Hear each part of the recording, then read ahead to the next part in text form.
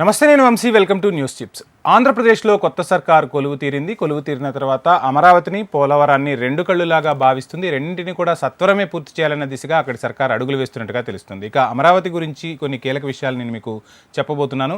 పురపాలక శాఖ మంత్రిగా నారాయణ బాధ్యతలు స్వీకరించారు. 2014-19 వరకు మంత్రిగా పనిచేసిన ఛాంబర్లోనే ఆయన తిరిగి బాధ్యతలు స్వీకరించారు.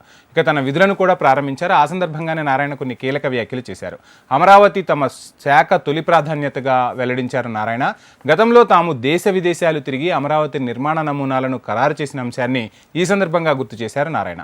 ప్రపంచంలోని 5 ఉత్తమ నగరాల్లో ఒకటిగా అమరావతిని తీర్చిదిద్దాలనేదే తమ లక్ష్యమని మరోసారి స్పష్టం చేశారు. ఇక గతంలో ఖరారు చేసిన మాస్టర్ ప్లాన్ ఏదైతే ఉందో ఆ ప్లాన్ ప్రకారమే రాజధాని నిర్మాణం జరుగుతుందని తేల్చి చెప్పేశారు. అయితే ఈ నిర్మాణం అంటే రాజధాని నిర్మాణం అనేది 3 దశల్లో పూర్తి చేయబోతున్నట్టుగా చెప్పారు. ఇక రాజధాని నిర్మాణం 3 దశల్లో పూర్తి చేస్తామని మంత్రి నారాయణ వివరించడంతో రాజధాని ప్రాంత రైతులు, రాజధానికి భూములు ఇచ్చిన వాళ్ళైతే హర్షం వ్యక్తం చేస్తున్నారు. ఇక తొలి విడత నిర్మాణం కోసం 48,000 కోట్లు కూడా ఖర్చు చేయబోతున్నట్లుగా నారాయణ వెల్లడించారు.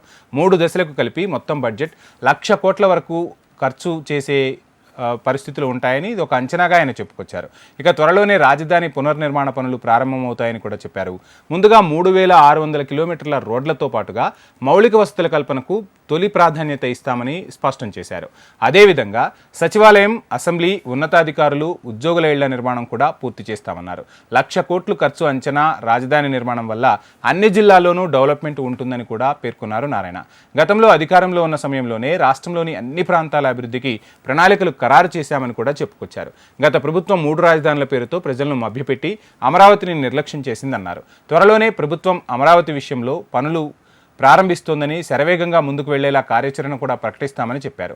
రాజధాని నిర్మాణం తమ తొలి ప్రాధాన్యతగా నారాయణ వెల్లడించారు. సో ఏది ఏమైనా రాష్ట్రానికి రాజధాని ఉండాలి అని ఆంధ్రులు ఎప్పటి నుంచో కలకంటూ ఉన్నారు. ఆ రాజధాని అమరావతిగా ఉండాలని కూడా చాలామంది తమ అభిప్రాయాన్ని ఓటు ద్వారా తెలియజేశారు. దీంతో టీడీపీ సర్కార్ అమరావతికి తొలి ప్రాధాన్యతను ఇస్తుంది. రాజధాని నిర్మాణానికి శరవేగంగా అడుగులైతే పడుతున్నాయి. ఇప్పుడు కేంద్ర ప్రభుత్వంతో కూడా సత్సంబంధాలు ఉండటం వల్ల పెద్ద ఎత్తున నిధులు తీసుకొచ్చి త్వరితగతిన అమరావతి రాజధాని నిర్మాణాన్ని ఏదైతే నారాయణ చెప్పినట్టుగా టాప్ 5 రాజధానుల్లో ఒకటిగా అమరావతి ఉండబోతుంది అని చెప్తూ ఉన్నారు. ఆ దిశగా అడుగులు పడాలని, త్వరలోనే అమరావతి నిర్మాణం అనేది పూర్తి అవ్వాలని మనము ఆశిద్దాం. ఇది ఇవాల్టి news chips. Please subscribe HM TV.